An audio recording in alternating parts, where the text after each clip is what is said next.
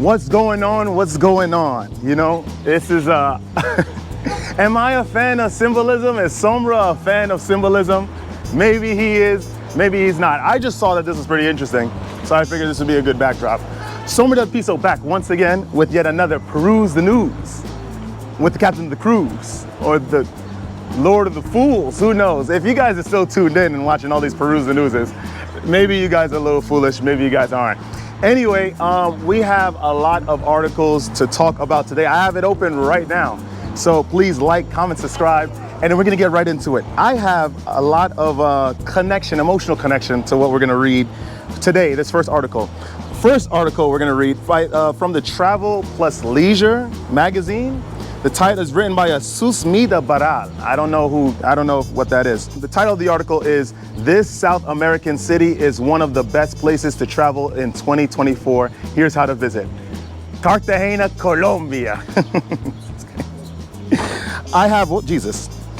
I picked the best spot to record this Peruse the News. I have experience with this place. I have a lot to say about this Cartagena, Colombia place. In fact, the real Cartagena, Colombia. Both sides, both parts of the real Cartagena, Colombia. Let's see if Susmita actually explains this. As the boat sped away from Cartagena, I held on a little to the handrails, watching the city line quickly diminish on the horizon. In a matter of minutes, I could only see the Caribbean Sea and lush mangroves lining small undeveloped islands. When I finally got to my destination, a private beach in Isla Barú, I was in a beachy oasis with no signs of Cartagena de Indias, the bustling city I was actually visiting. Ah, interesting. It's exactly this juxtaposition that makes this Colombian city named one of the best places to travel in 2024 by Travel Plus Leisure editors so special. If you want a beach vacation, you can visit the white sand beaches and turquoise waters that the Caribbean is famous for. If you want more culture, the walled old city is teeming with history. Elsewhere in Cartagena, towering new buildings spotlight just how much the area is modernized and its potential for growth. So let me give you guys, I've been to Colombia, right? I went to Colombia 2 years ago. The last time I was there was last year. Last year, I didn't visit Cartagena. 2 years ago, when I first went to the country, I actually visited Cartagena. And let me tell you, when she talks about the other islands, you know, like sort of outside of Cartagena, but you have to go to Cartagena to get to those islands. It's true, I haven't been there, but a lot of people that talk about San Andres, Santa Marta, like those places are really nice. The walled city that she references, by the way, is one of the summits, right? Is one of the strongholds of sex work and prostitution. I kid you not. There has been so many rules that has been instated in Cartagena in recent times that have sought to regulate this this crazy growing service, just because a lot of foreigners go to Cartagena not to see the beautiful islands, not to explore within the walled city. It is just to indulge in prostitution. This is the reality of Cartagena, at least in the walled city, in El Centro. That's what the actual name is. When I went there, I had no idea about that part of Cartagena. The only thing that I was aware of was, I was actually coming from Bogota. I was trying to search for the Hard Rock Cafe because I heard that the Hard Rock Cafe restaurant, because I always like going to Hard Rock Cafes in other places, in other countries, and like getting like a souvenir or something. When I went to Bogota, they didn't have the Hard Rock Cafe anymore. The security guard told me, "Oh, Sombra, if you're looking for the Hard Rock Cafe, the only one that's in Colombia is in Cartagena." So I booked a trip to Cartagena and decided to check out the Hard Rock Cafe there. Little did I know, right? I actually met a friend in Medellin, and we had actually a plane ride planned at around the same time to go to Cartagena. So I met him up there. And little did we know about the debauchery, right? The licentiousness that we were about to go into. Susmita, of course, talks about Cartagena in a very beautiful light because she is trying to sort of shroud the reality of this place to the readers of this article. Trust me on this. Cartagena is no joke. It's you need a strong stomach. In Cartagena, growth in 2023 included the debut of Casa Pestagua, a historic 17th century mansion that underwent a 15 million renovation in the old city. The owners also opened up overnight bungalows at Acasi, a private beach in Barú that is a popular day trip spot. In 2025, Disney's Encanto themed tour of Colombia will include a stop at Cartagena. Listen, in El Centro, it's very, very beautiful, right? And like I told you, after a certain point at night, you'll actually witness a lot of the things that I just told you about, which is a lot of prostitution, a lot of sex work. The other side of the reality of Cartagena lies outside of the walled city when you're heading a little south into more of that area. And you see a lot of poverty. The only touristy spots are within El Centro and to the right of El Centro, right? Depending on where you're coming from on the map or where you're looking on the map, in a place called Boca Grande.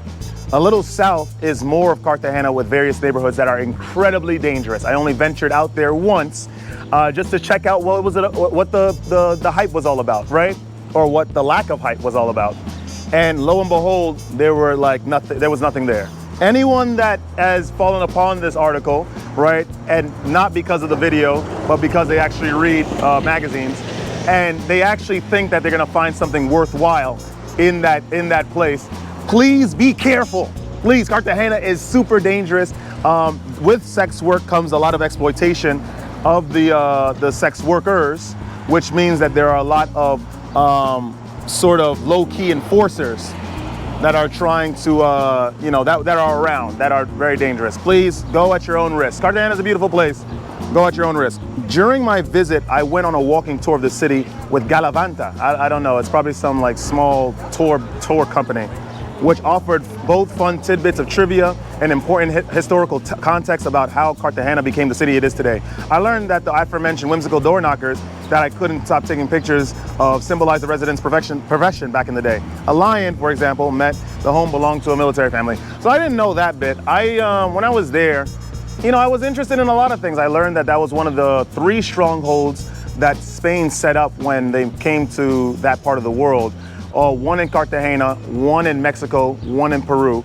And in the museum, I learned a lot about the inner workings of the minds of the conquistadores, right? Like how they viewed the locals, how they viewed certain groups of thought, and so on and so forth. Ultimately, they were trying to dominate the culture over there.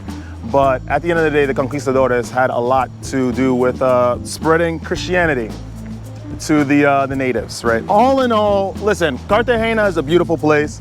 I'm just saying you really, really want to be careful when you go over there. Don't go over there with like starry-eyed and thinking that it's all beautiful, because it is a beautiful city. The Spanish used to occupy it, so that El Centro area, which is within the castle walls, is beautiful. The thing is, after hours, it gets very, very unsafe, and it's filled with a lot of seedy characters, and it becomes a stronghold of prostitution. And you will meet a lot of the most depraved, sex-crazed Westerners and foreigners there that you will ever meet in your life. Trust me. That's that with this article. We're gonna move on to something else. This is by the Forbes magazine, written by Amaya Richard Craven, not related to Wes Craven. Or maybe she's married to Wes Craven, I don't know. I don't think so. Or else she'd probably drop his name in the article for sure. This article is about racial trauma can affect your career. Here's how. I have a lot of opinions. I actually never spoke directly on this channel about the black experience, the black male experience. Succinctly put, I'm sure you guys want an answer, so I'll give it to you in a terse sentence. It's normal to me at the end of the day. I realize that this world, like I said, doesn't really discriminate on the basis or on the grounds of race. Rather, it is on the grounds of energy output. When you are on semen retention, when you have a lot of refined, condensed energy, right, within your vessel, within your auric fields, people will tend not to like you or try to interrupt you, interrupt your flow, or try to contain you or try to control you. This is just the reality. It will be from people of my same color, people that are white, people that are Hispanic, people that are Asian, people that are Alaskan.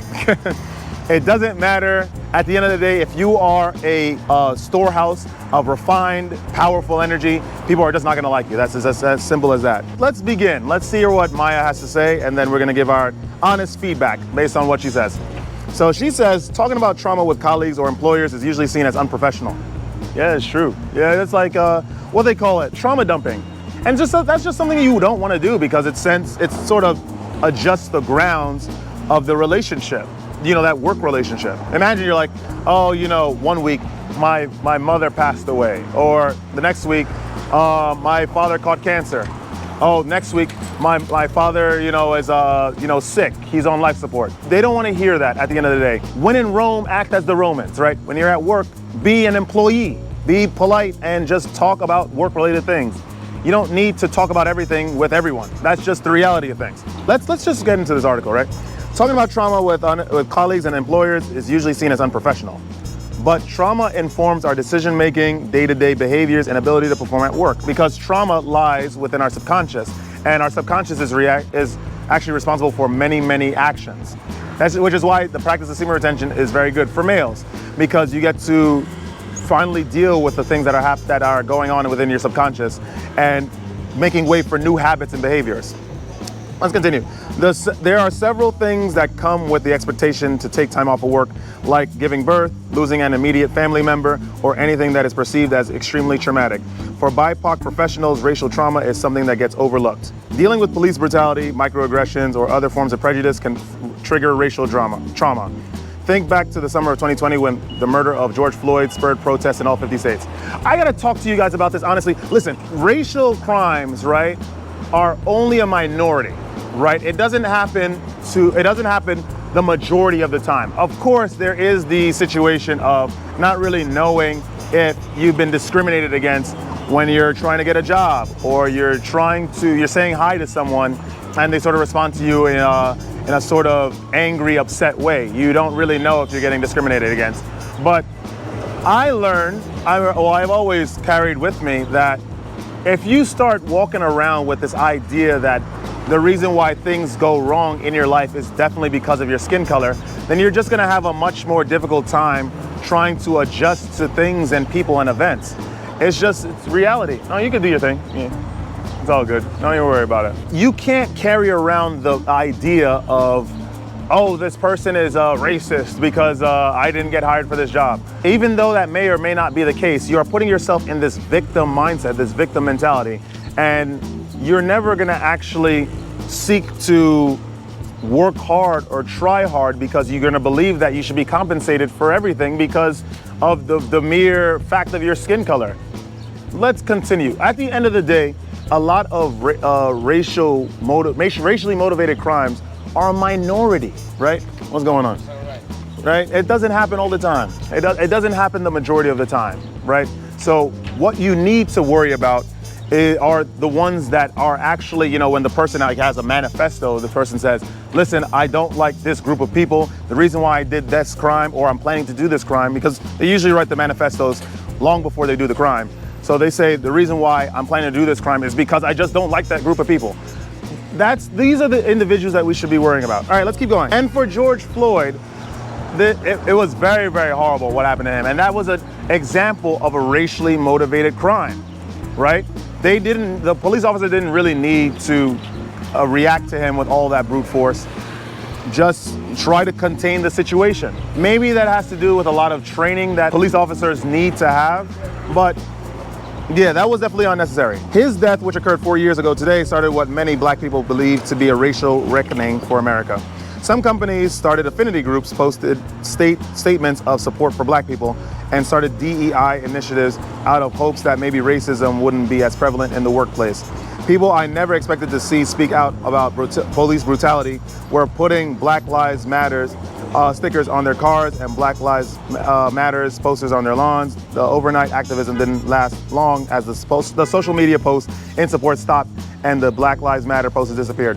Well, because I think people found out that all the donations that started coming in after the George Floyd incident to the Black Lives Matter Institute ended up being taken out of the institute, the charity service, by the owner, one of the facilitators of the movement, and she went off and bought homes somewhere, or she wasn't funneling that money back into the movement. So I think that's what led to the lack of support to that institute.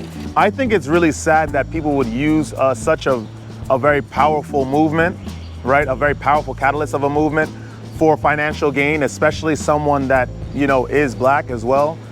But this is just what people do. People are just of the world. They're very motivated by worldly things. They don't seek to really advance or do anything altruistic or benevolent.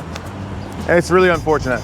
Work performance could also be impacted, especially if the triggering sensors are cumulative and persistent. Employees experiencing racial trauma will have difficulty performing optimally in the workplace, including difficulty focusing or completing work-related tasks in a timely manner, she said, which is Dr. Leslie Adams, an assistant professor at Johns Hopkins who researches the intersection of race. Like I said, this is not a majority of the situations that occur with a lot of people. A lot of people have not been through a lot of racially motivated trauma, the crime, which leads to trauma. I understand that trauma in any sense, whether you've been in war or, the loss of a loved one, for any race, there will definitely be problems trying to assimilate into cultures that don't really or work cultures, right, that don't take notice or don't really care about these things that happen. But this is not a majority of the time that these racially motivated crimes occur.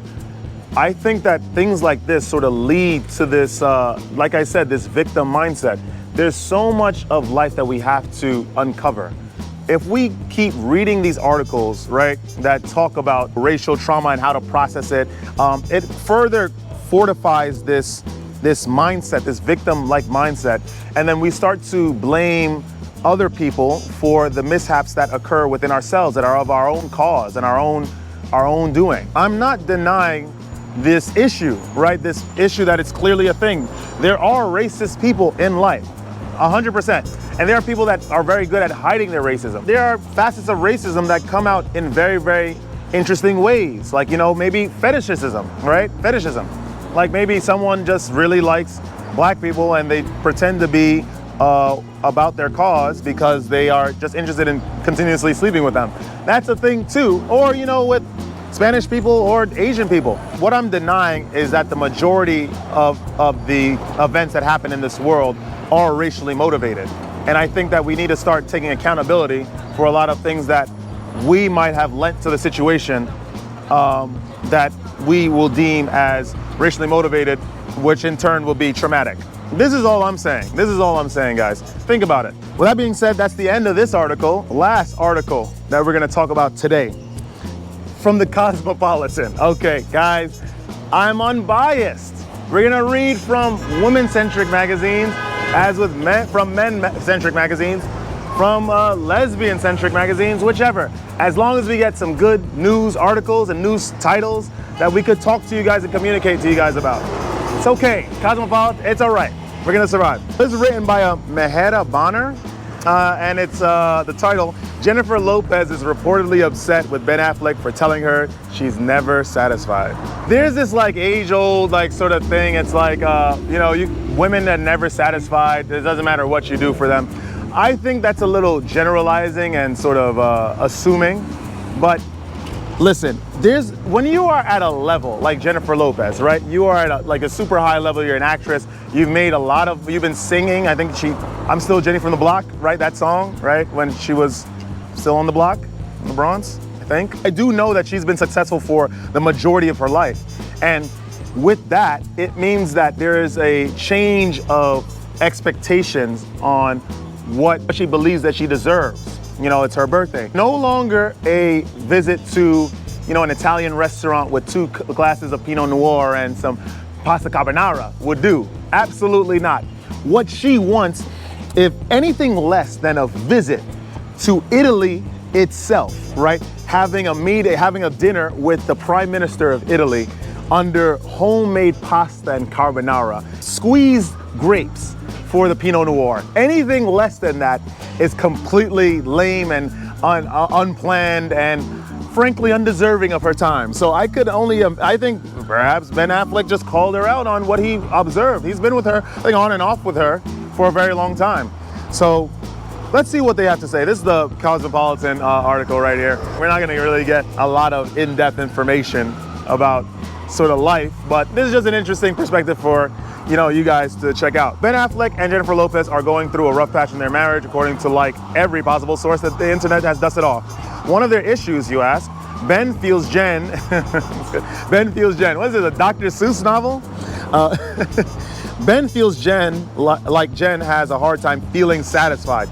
Like, she keeps using like this writer, Mejera. Like, here's a direct quote from a source who opened up to Entertainment Tonight.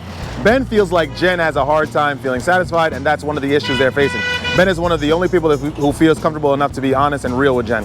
It's part of why Jen loves him, but also why she's upset with him. Like I said, she is so successful that she's gotten to a point where she only keeps yes people around her, like people that say yes all the time to everything that she asks. Let me get a coffee with an exorbitant amount of sugar. Yes. Let me get a plane ticket straight to Cartagena. Actually fly me right into El Centro where there are actually no airports. Yes, Jennifer Lopez. There's this contrast within her soul. It's like, okay, she's getting everything that she wants, but ultimately she wants some sort of resistance, someone to like be real with her, right? And then she has it in the form of Ben Affleck, but then Ben Affleck, with him telling the truth to her, is too real for her, so now she's annoyed with him. And then she's like, listen, it seems like you're never satisfied, Miss Lopez, Jen darling, right? And she's like, how dare you say that I'm never satisfied? That's not true. This is the reality that we face. I think that in life, I think this befalls men and women. I think we get to a point when we become successful, our expectations change, our wants change, what is normalized for us, you know, our habits and everything changes. So we're looking for the next, it's almost like being a thrill seeker. You're looking for the next hottest thing. And it just never stops unless you just sort of impose austerity measures upon the self. I don't know if Jen is sort of about that, you know? I think she's just, you know, fully in her ego, which is understandable. Doesn't make it right. The Insider then added, she tries to play it off like she doesn't care about what the public thinks about her, but she loves her fans so much, so their feedback does impact her. Ben and Jen are going through normal problems and nothing scandalous going on, except the fact that Jennifer is displaying her dislike of Ben Affleck telling her the truth about her personality and just the way that she acts about a lot of things. Wow, oh no, look at this. I can't believe I'm even talking about this on Peruse News. FYI, the couple is reportedly living apart as the celebs get through this drama, and Ben's been spotted multiple times without his wedding ring while J-Lo has been promoting her new movie, Atlas Solo. Now you gotta think, like, okay, I did hear about this Netflix thing, right? I saw a lot of ads for it. Maybe this whole talk is maybe just some sort of publicity stunt to bring light to this film, right? This thing of hers on Netflix. Or maybe this is actually happening and, you know, they're just actually trying to work it out, but can't help but display all the inner workings of that relationship with the public. The fact that they're able to even like separate temporarily, okay, I'm just gonna go to this other place in Manhattan, or I'm just gonna buy this place in Miami and just stay there until you cool off for the following month. Like, the celebrity culture is nuts, man, and they have too much money and too much power at their disposal. The fact they have so much power that we're even worrying about them in this article, like, you know, with this article being written. What we should glean from this article, right? People are just gonna be unsatisfied, right? The more you give them things, the more you supply them with rewards. And once people get acclimatized to that, they're gonna expect more and more. The only thing you can do is try to find someone or not have kids with anyone that has this type of behavior. So you have to be able to have the eyes to look for this type of behavior. And with that being said, that's all I have to say today. If you like that comment, like, comment, subscribe, share the video with some peers. Interesting stuff behind us, very, very interesting. Obviously, we'll leave that for another video, but don't let this place get you down. You know, the more you delve into a lot of the celebrity culture and you read into what a lot of people are saying, the more you become unhappy and the less you live your life in full measure. What needs to be done is a full embrace of what this reality has to offer. I mean, of course, granted that you have the pillars in your life, you know, the pillars of sobriety, semen retention, and finding purpose or following purpose. Once you do that, you can do whatever these guys, you can watch whatever these guys are doing and not let it affect you. And stay radiant. I'll see you guys in the next video.